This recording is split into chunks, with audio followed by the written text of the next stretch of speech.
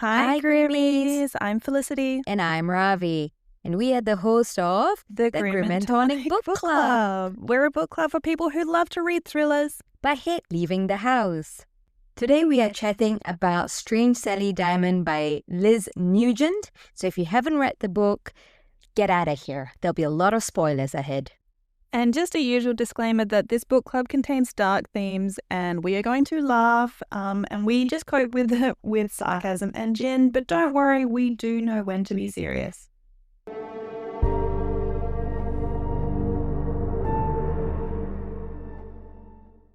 All right, let's get into it. What are we drinking today, Ravi?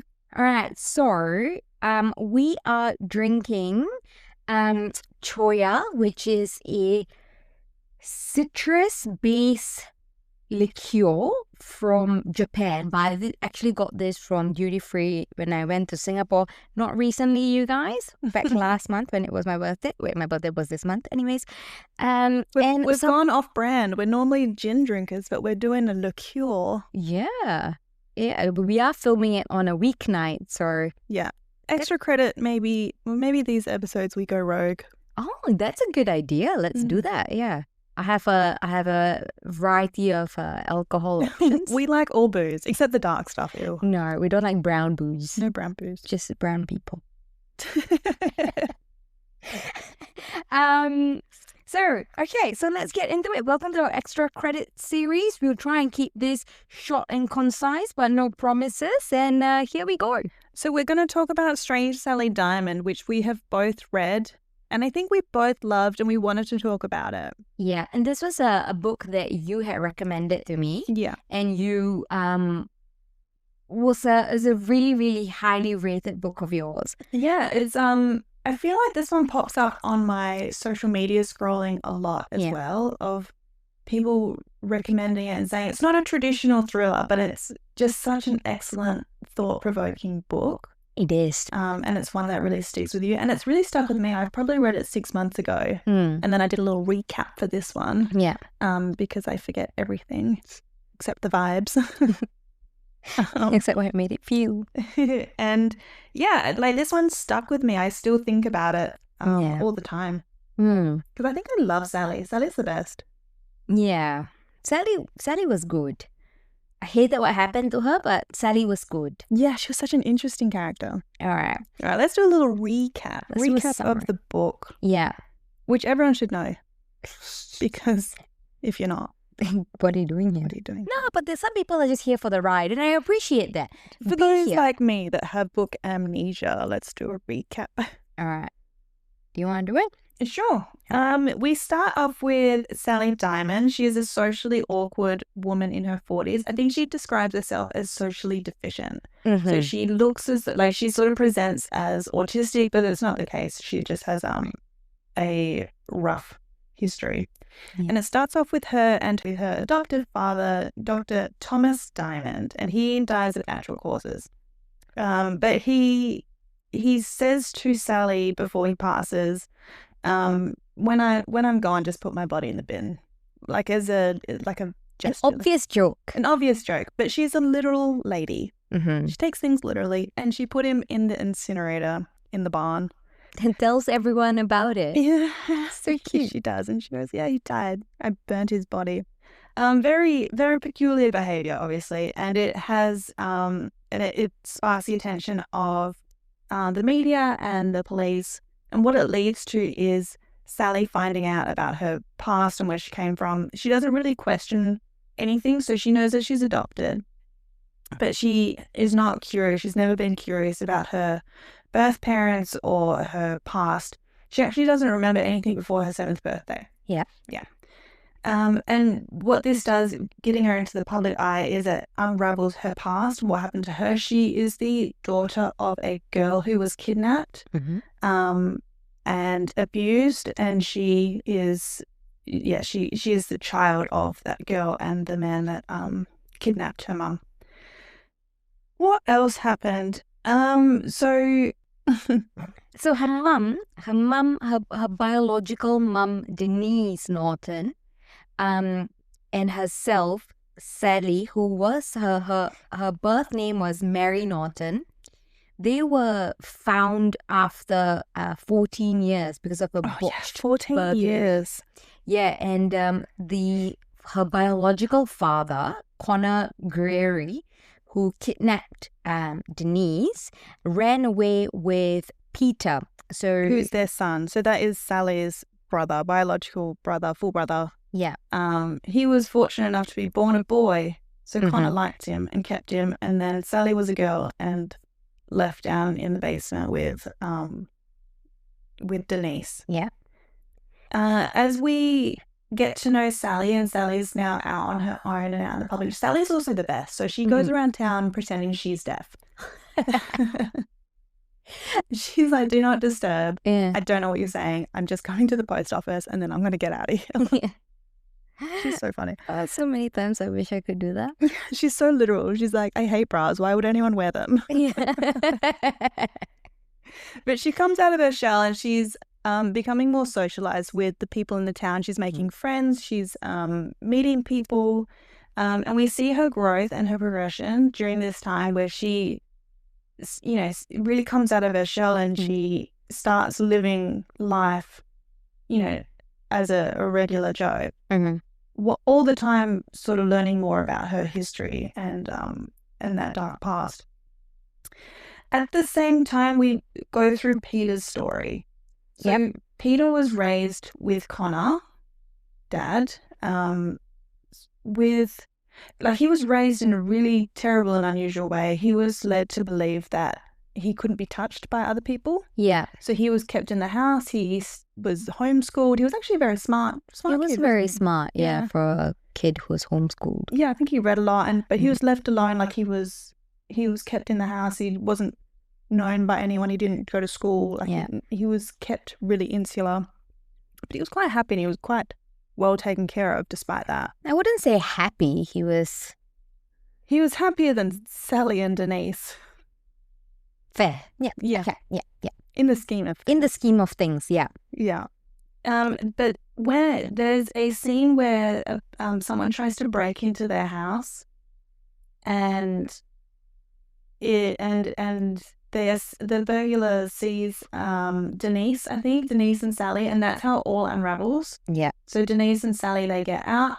Connor and Peter, they escape. They run away. They don't escape. They run away and they go to New Zealand. They set up home in New Zealand. Yeah, and Connor was a dentist, so it was easy for him to get employment there. Yeah. And he just set up his own shop again.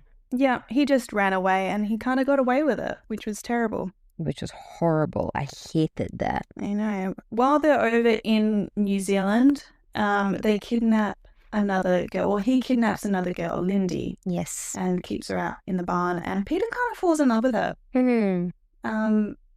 Connor passes away in a car accident. Peter finds out that he can be touched. There's nothing wrong with him medically. And that was the catalyst for the accident. Yeah. Because Peter found out and he was so angry with his father, he picked him up from work, questioned him, and then the car... I know, no justice. No justice. Then Peter continues to live his life with Lindy out the back. They form a relationship. Poor Lindy, who has been there since a child, gets the most severe Stockholm syndrome. Yeah. Like, she's not even locked in anymore. She's just living there. They have a child together, not through rape, kind of through love, I would say. But would you say that's in Stockholm syndrome? Yeah. She's in love with him, but does she have any connection to reality anymore? Isn't that Stockholm syndrome? Yeah, but would that person with Stockholm syndrome, is that still love? Well, it's define love, Ravi. It's when a boy meets a girl, or a boy meets a boy, or a girl meets a girl in their own way. It's consensual. Let's put it that way. It's consensual. Yeah. Okay. It wasn't forced. It wasn't forced. Yeah. All right. They have a child, and Peter's like, I got to get rid of this kid. This is no way for a kid to go, and we can't afford it, and blah blah blah blah. He drops off the kid. I can't remember where he drops him off. Fire station. Yeah. It absolutely ruins Lindy. Yeah. Yeah, that's her name, Lindy. Lindy passes away. She develops appendicitis, and Lindy passes away very sadly. Then Peter sort of finds out about Sally through the media and through the news and what happened, and they reconnect. He goes to Ireland and meets Sally, spends some time with her, gets some money, get the cash from Connor Geary's old house or the estate that was left behind. Yeah, sold that, took the money and ran. He did, and he went to America, I think. Yeah, Chicago, and then I think it was coming out that Lindy's body was found, and so he couldn't go home. Oh, that's why he bailed. That was why he bailed. The podcaster who nobody took seriously, sort of put the pieces together, went to the cops with it, and then was like, "This is all the information." And then the other thing was to sort of solidify what had happened was because when Sally was looking for confirmation when Peter made contact with Sally, she went to the gene test thing online. Oh yeah, ancestry.com. The ancestry.com thing. And once your data is in, police can use and they found the child. And then they found the child that was abandoned. And then that child belonged to Lindy because Lindy's body was found. And then so they were like... They did that testing. Yeah, they did that to her. Long story short, Peter runs away with the money. He goes to America under a new name. And he kidnaps someone else again. He's going to. He's planning to. Yeah. He wants to. He's getting all these supplies. Yeah, and soundproofing the room because of his very... he wants to be loved. He wants to be loved. And that's the only way he knows how. Yeah, because his father had kept him away from like real connections his entire life. And the only way to be accepted and to be loved is if he kidnaps a woman. Yeah. Not a child. Not a child. Very He's not a monster. Distinction. He's not his father. So kidnapping is fine as long as it's an adult woman. Yeah. I'm just joking, guys. I don't actually mean that. Do not kidnap anyone.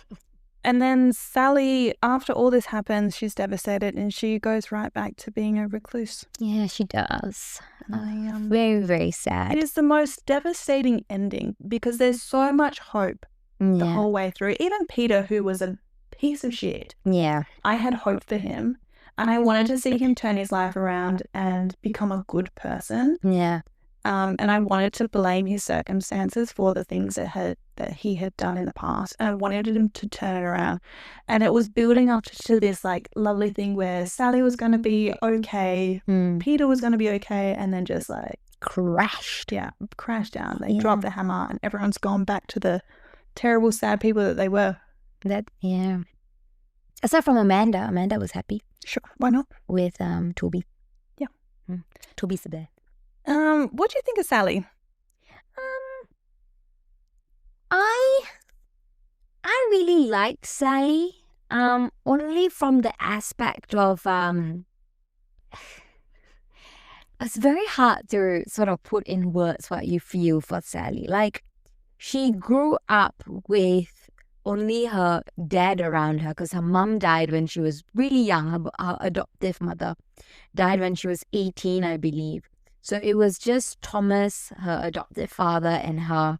And dear old Tommy kept her away from... They were very insulated. They were. Yeah. And not like... I know where Thomas is coming from, where he wants to do the best for... And protect her. From like the media attention and whatnot. But I also think he sort of hindered her development that way. I mean, that's really evident by the way that she progressed in the time after he passed, where she came out of her shell and she was social. Yeah. You could see, I wonder if she had started that process at age 10 rather than being at home with her dad, mum and dad. If she had started that process earlier, would she be as atypical as she is? Yeah, I think it would have been good for her. 100%. Maybe she would have gone to college because I think her mum wanted her to go to college. Her mum wanted her to do all of the social aspect of living, but Thomas was like, nah, I'm putting my foot down. And that was an issue as well. But no, I think it's very hard to describe Sally. Sally was a really, I think at the bottom of, like at the end of the day, she was a really good person. She genuinely cared about children. She cared about her friends. She knew right from wrong. She knew right from, aside from the fact that she burned her dad's body, but you know what? I'll allow it. Really? No harm, no foul. Yeah, but the body didn't burn. I know, that's gross. Yeah, so it was just a stanky. It was stanky, oozy body. But body, blood. No one was like hurt from it. You know, she had a real problem with the Tesco lady. Yes. Who was, you know, abusive and was like, you know, anti-gay and all that sort of stuff. And so she had a real big problem with her. Like, she knew right from wrong. Yeah. In that way. And she had her problems. She had outbursts of anger. She didn't know why she did certain things and reacted certain ways, but she always recovered and very quickly saw the errors in her ways and apologized. Like, she was really big in that way. Yeah. I also feel like, I know, like, she did have anger issues and she would have her outbursts. She probably had impulsivity issues. Yeah. But I feel like, and although her friends like gathered around her, I wish they would give her a bit more grace than they actually did. Yeah. I feel like not enough grace was given to her. Like, maybe people... I think they were good for the most part, but in the end, where she was... Like, they abandoned her at the end. They did. And I felt very bad for that. Like, don't abandon her. Like, she was invited to parties. She didn't always say the right thing or act the right way, but they were quite forgiving of her until the end. Yeah, and then they were like, nah, we don't want anything to do with you anymore. Yeah. Like, that's a bit devastating. That was devastating. But I really liked her. I thought she was so interesting. I heard an interview with the author and she was saying that she always liked the character of Boo Radley from To Kill a Mockingbird and wanted to write something like that. And I think that hits the nail on the head of, if you weren't in Sally Diamond's world, if you were a neighbor, you would like for sure see her as being some sort of like strange ghostly character living in the house. Yeah, never coming out, never talking to anybody. Yeah. And then like kids going around their house and trying to spot you. Yeah, the kids. Such a good book. It is great. To Kill a Mockingbird. It's a classic. The kids poking their head through the windows and just seeing what's up. Yeah. Very Boo Radley style. Yeah, no, yeah, Sally was good. Sally was great. And then, so we sort of talked about Dr. Thomas Diamond. Yeah. What do you think of him? So this was complicated because he was objectively a good dad and a good man and... Not the best husband. Not the best husband. I don't know if I needed that storyline of him. I think maybe what do I think?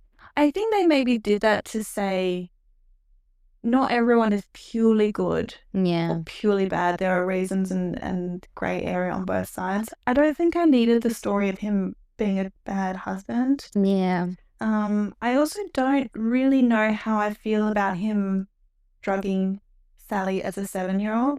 Maybe I agree with him, maybe I don't. I don't know. Yeah. This is how I feel about it.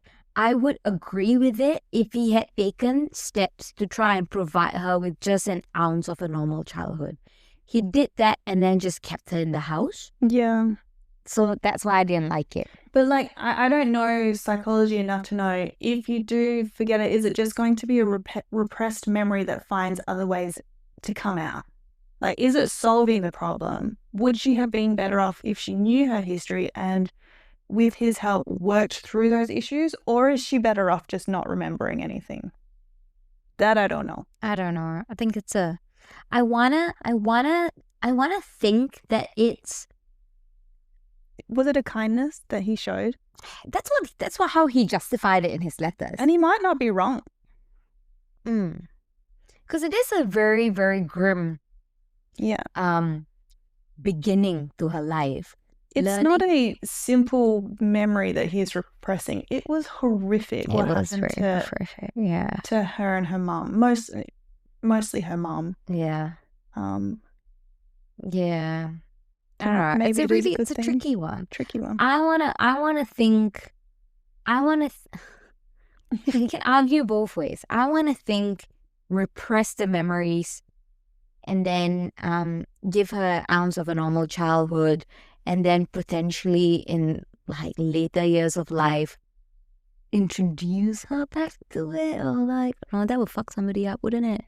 Be like, oh, by the way, that's kind of what happened to her. She's finding out about it now, later in life, and but is she better? Is she better knowing now, or should it have stayed a secret? I hate that he told her after he died when he was not around to help her through it. Yeah, I think that's my problem. Such a cop-out move. Like, you're a doctor, help your child. This is essentially your child. It's 100% your child. Yeah. Just not your biological child. Maybe they should have given Janie all those drugs. The perfect child is just running through my brain. Same. Perfect Child. That was the episode before. Go and check it out.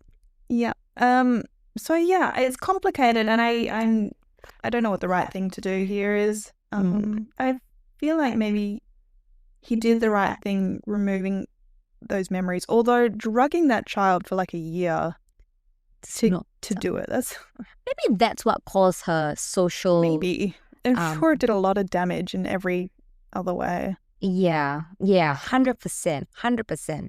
But I don't know. Like, if he didn't do that, she might have had like a more rebellious teenage years. And then also, if he didn't do that, if she was out as Mary Norton, would Connor Geary always know that his dog? Because he died a few years after that. Yeah. So I don't know. It's a whole thing of like, anything could have happened. Yeah.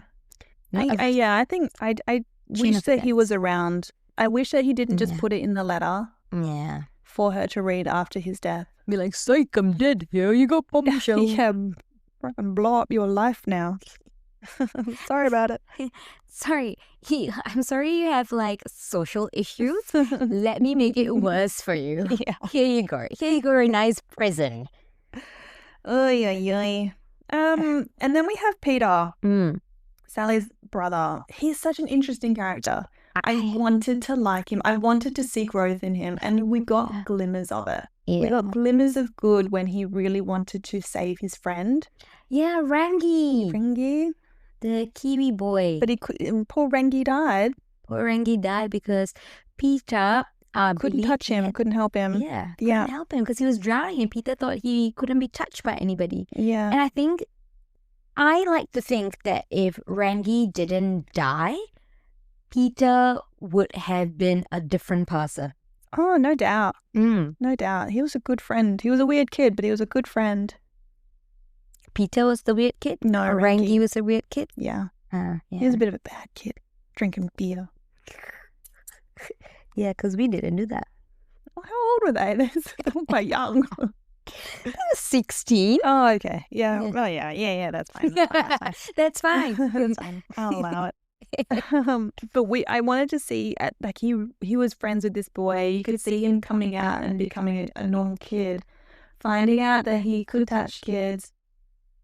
Although like not the right thing to do, falling in love with Lindy. He truly cared for her. Yeah. He loved her. He did love her, and he was trying to build a life. And then for it to all just turn to shit in the end was terrible. Do you think, right? And this is how I felt when I was reading the book, that he should have let Lindy out when the father died? Nah, keep her. Absolutely not. Of course he should have. Are you asking me if he should have held Lindy captive? No. Because it would have been the right thing. Of course. Then people would have been like more sympathetic, and she could have told the cops the truth, and his life wouldn't be that bad. I know. Yes. Yes, I agree with you, Ravinda.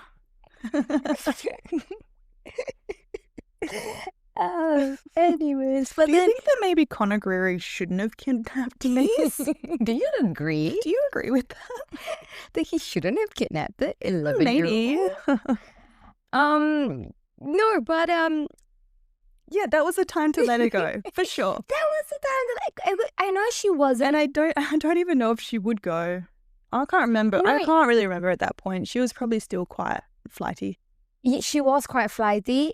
She wanted Peter to confront Connor and about the fact that he was raping her. Yeah. And then he was like, she's dead. Sorry, he's dead. It was a few years later that it was she a few was years later where she's given up hope completely. Yeah, she was so trapped in there. Which I found really sad because, like, the two of you could have fallen in love with your shared trauma eventually. I don't know. It's so sick. But, like, that's what he wanted. But he would have had some friend at the very least to share his trauma with. Yeah. You know? She had such a tragic story. Oh. So tragic. Do I think that they should have kept the child? No. Like, the child should have been raised in that house. As much as it broke Lindy to have her baby stolen, I don't think that the baby should have lived in that house with them. I probably agree. Quite a service that they did to. What was her name? Amanda. Amanda was her adoptive name. I can't remember what her name was when she was born. But and then such a tragic. And then she got appendicitis, and Peter didn't know what to do then. Yeah, and she just died. It's so sad because he used to like unlock the door, and for days she wouldn't leave that little like shed. Yeah, and then when he was like, "Oh yeah, no, you can come out," and then he would go and hide and watch her to see if she runs away. And then eventually she would go into the house and she was just like, I don't know what to do with the house. Even when it was she could use the bed. She's like, I don't know what to do with this bed anymore. Yeah. She's such a sad She was so broken. It's honestly, it just broke me reading that part. Yeah. I mean, the entire book. It was just so sad, man. Yeah. Oh. And then, and then she dies, and he just throws her body into the river, and then just goes off to the city. I know, and then the police found her body, and they were like, "This girl had been living kidnapped somewhere for years." Yeah, I can't remember how many years, but it must have been. It was years, yeah, because her bones had showed age a lot longer than the age in which she'd been kidnapped. Yeah. That must be so hard for the family. We don't need to go off on a tangent, but that must have been incredibly hard for Lindy's family. Yeah. I don't know if we need to talk about Connor. Connor Greery. Dickhead. Just the worst. He was the worst. He was disgusting. He was. Yeah, and then they were, I don't know, I think they tried to introduce a narrative of, because he was abused sexually by his mum. Yes. Because his father died at a very young age, and his mum was like, you're the man of the house now. So he needed to service her. He had a real problem with women. Yeah. Yeah. And he thought that they were all, sluts and tarts. Yeah. Which... I didn't need the narrative of that. You're an asshole. I think what it was doing is, so we saw Peter through his whole life of his childhood, what had happened to him and how he was raised. And I don't know if we have sympathy for Peter, but there is something for Peter. There was hope for Peter. There was hope for Peter, yeah. And then in the end, he became his father to a degree anyway. But we only saw Connor at that point. I wonder if it was trying to be like, he also had a history. We can't have some level of, I don't know, sympathy is not the right word. I don't know what the right word is, but we can't have some level of, for Peter, but not Connor. Yeah, but also the difference is one guy kidnapped like children and one wants to kidnap adult women. Not saying that either is okay. I'm just saying that that's not... Children is bad. Children is worse. Yeah. It's worse, right? Both bad, children Both worse. Bad, yeah, children worse.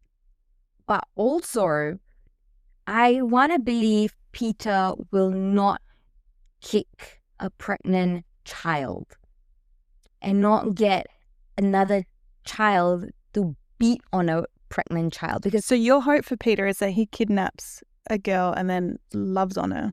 yes, I don't want him kidnapping anybody. Yeah. I want him to die Yeah.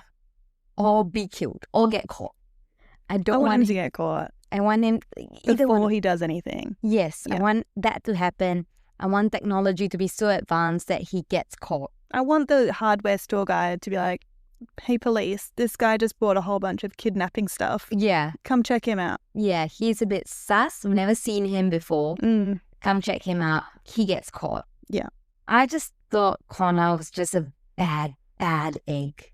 Yeah. And But I wonder if we would have any form of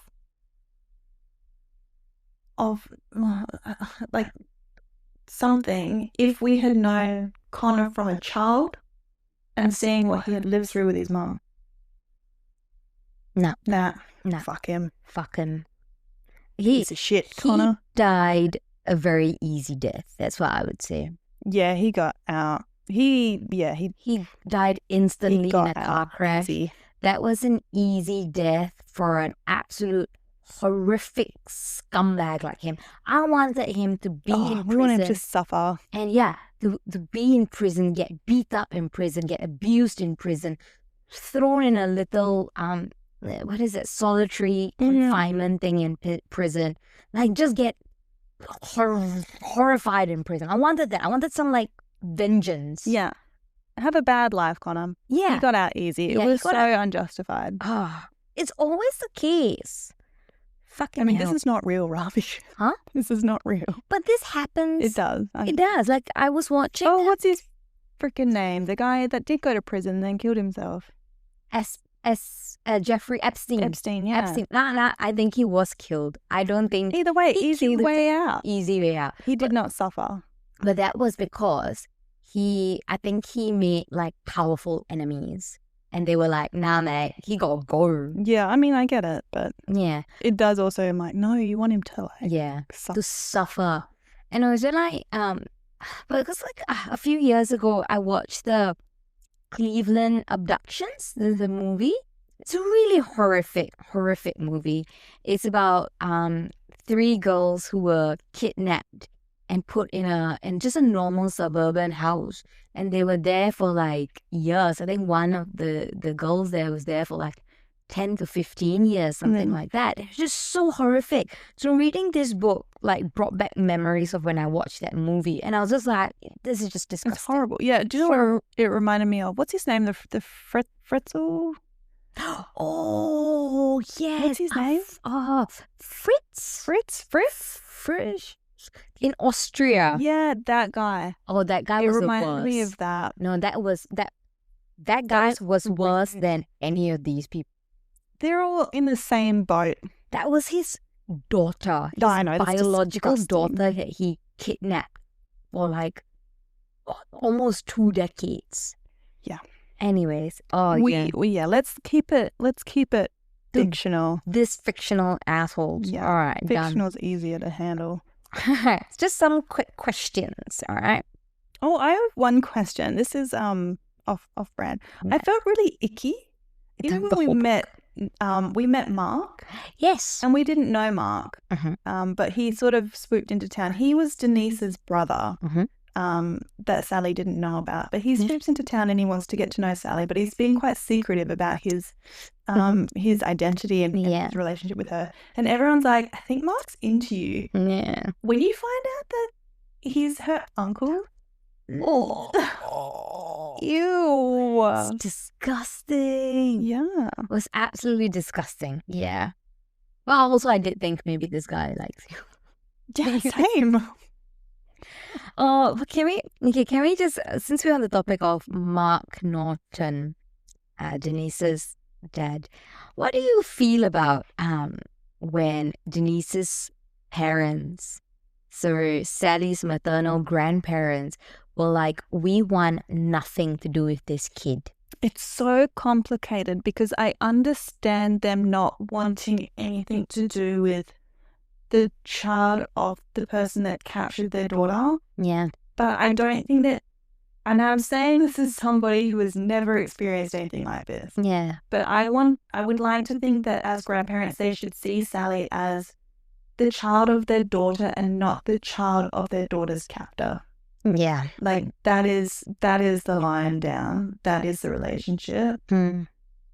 Can we take in Sally without thinking about Connor? Yeah. I wanted that. I wanted Sally to be Mary to be surrounded by people like with That family. love her, yeah. Who loved her, who reminded her of what a warrior her mother was. Yeah. She gave birth to 2 children under such horrific circumstances and tried her best for her. As a child, and she was a child herself. She was a child. She was 12 when she had Peter. Yeah, and she looked after those kids. Yeah. Well, Sally, she looked after Sally. Yeah. She did all the right things. She did. And she was just so disturbed that she killed herself eventually. Yeah. But I wanted a win in that regard. And I like to think that Denise would have wanted her parents to care for Mary. Yeah. Yeah, because she loved Mary. She loved Mary. She loved her child. Hyper protective of Mary. Yeah. And it reminded me of that book, the Lisa Jewell book that we did an episode on, Then She Was Gone, where the I don't remember anyone's names. It starts with Pinky. Pippa. It was like a flower. Poppy. Yeah, Poppy was the child of the daughter of her daughter that got captured. And she was taken in and loved on, and I think that's what would have been a nice thing to have happened. Yeah. It was very sad. I don't know. One thing about Denise was that Peter was brainwashed by Connor from a very young age, right? That like this is a sick woman. She's your mom, but she's a liar. She's disgusting. She's a like a whore, whatever. Yeah. And he was brainwashed, but no one's faulting him because he was a really young kid at that point in time. See, I am growing up. I'm letting to give kids some form of grace credit and some grace. But I really and he kicked her. Yeah. That induced labor. Yeah, and that induced her labor. Yeah, absolutely right. But I sort of was hoping maybe, and she was not in her right mind, I understand that Denise would tell people that the person who kidnapped her also took her son. Rather than disowning him.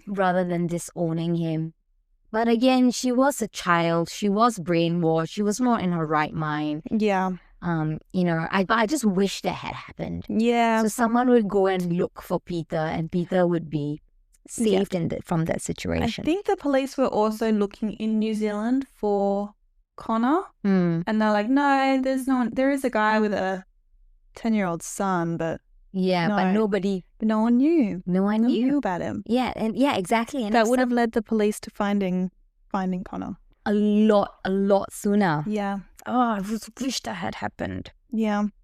I think one of the main topics, and it's one that we see time and time again, is nature versus nurture in this one. Yeah. So there's a lot of similarities. So Sally is like, she picks up some of the more superficial aspects of her father. Like, she's very good at piano, which I believe he was. Yeah. There's just a few of those things, but there is that topic of why is Peter the way that he is? Is it because he was raised in a household where he saw this as normal? Kidnapping, you mean? Yep. Okay. Taking captives. Or is there something inside of them that draws them to this? Okay. This feels like so much nurture. Yeah. Like I've always said, I believe it's a combination of both. But in this case, I think it's 100% nurture. 100%. Because from a young age, we don't know sort of Sally as a young child, but we know of Peter as a young child. He was a kind boy up to a point where his father sort of brainwashed him into kicking Denise. Even as a young adult, when he was with Lindy, he did bad things, but he seemed to still have a kind heart with just a warped sense of reality and that's exactly because his father brainwashed him so much. He would scream when people are coming close to him because he thought he had this weird fucking touching disease. Yeah. You know? And he wasn't allowed to make any friends. He only had his dad in his life. He didn't have anyone else. And the one friend that he did have died in front of him. That's gonna damage you. I think this is he had no chance. No, he was doomed the day he was born. Yeah. Yeah. I'm gonna say this is 99.99% nurture. Sorry. Nurture. I think so too. Yeah. Yeah. This is not a Janie. No. Janie was born that way. Peter was not. Peter was made this way. Yeah. Peter would have done well in life. And he would do it. When he moved into the city, he was doing this IT or cybersecurity stuff. Yeah, and he was doing well for himself, you know? Mm-hmm. He was he's a hard worker. Yeah. Did his job, came back home. I'm just really conscious to not be a sympathizer though. Yeah. I don't want to say, oh yeah, but poor Peter, he did terrible things. I don't want to be a sympathizer. Yes. He did not let Lindy go and he's planning on kidnapping an adult woman. Yes. Bad guy move. Bad guy move, yeah. Not good. Anyways. What do you think of the book overall? I think I really liked it. Cool. Good review. Okay, I think I initially, when we were doing the notes for this, I think I forgot how good this book was. I'm gonna I'm seeing you write notes and I'm already furious. Just say it. Say what you're gonna say. I'm giving it a 4.9 stars. God. We will never. Will there ever be a 5-star from you? I think there will be. One day there will be. Is 5-star reserved for one book? Only one book? Or will you let multiple books in that? No, I will let multiple books in there. I'll let multiple books in there. 4.9 stars. I really, really, really like this book. It, again, how we talked about, it made me feel everything I'm looking for in a book. I just didn't want Connor to die so easily. Yeah. I think if Connor got caught rather than dying in a stupid accident, 5 stars. Yeah. 5 stars. If he was being tortured, beaten up by prisoners, you fucking yeah, I would. I'm gonna make a clip of that. 5 stars, absolute 5 stars. Okay. Yeah. Very tragic book. Loved it, but very tragic. Yeah, I loved this book. I am going to give this one a 5-star. This is a book that I would recommend to a lot of people. Yeah. And I think that I like it so much is because the characters are so interesting and complex. And I felt empathy for characters who were objectively bad. You saw why they were bad. Yeah.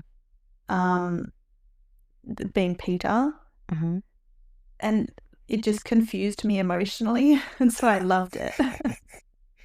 Yeah. It's not as simple as good guy, bad guy, right? Yeah. Obviously Sally is good, Peter is bad, Connor is bad, Denise is good. Yeah. But it muddled it and gave so much grey to those characters that you try to see the good in the bad and the bad in the good. Yeah. So it's a 5-star book. It's one of my favorites. It's one of your favorites. Yeah.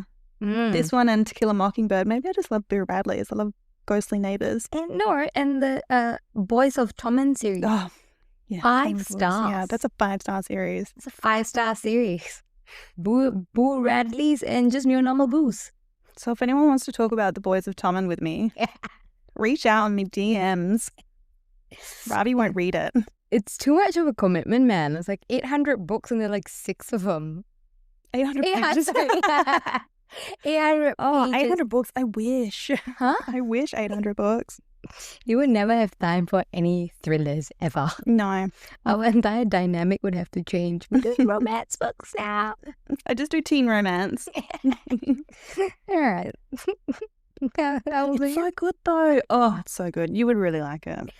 Maybe I'll give it a go when I eventually have time from our jobs. Yeah, read the 3rd and 4th one. They're my favorite. But aren't they all related? Yeah, just you'd read the 3rd one first and then the 4th one. But they're like different characters in the books. Yeah. No, I have to go from 1 to 4. Yeah, okay. Fine. Yeah, I'll try. I'll genuinely try. Maybe when work is not as hectic. So like maybe July. Let's aim for July. Maybe in like 10 years. Once I retire. Yeah, that could be your retirement plan. Read the Boys of Tommen series. Maybe you'll be done by then. Oh, maybe. I hope not. All right. Okay, everyone. I think that was a short, sweet recap of Strange Sally Diamond. Let us know what you thought. If you do read it, let us know if you like it. And then follow us on socials at Grim Tonic Book Club. Join in on our chats. Just hang out with us because we love it. Yeah, we do. All right. Perfect. All right. Catch you guys. Oh, I should do reminder for book club next month on the 6th of June. We are reading The Wife Upstairs by Rachel Hawkins. So if you haven't started it, read it, hang out with us, talk to us about it, and then come back on the 6th and listen to the podcast. Perfect. Bye. Bye.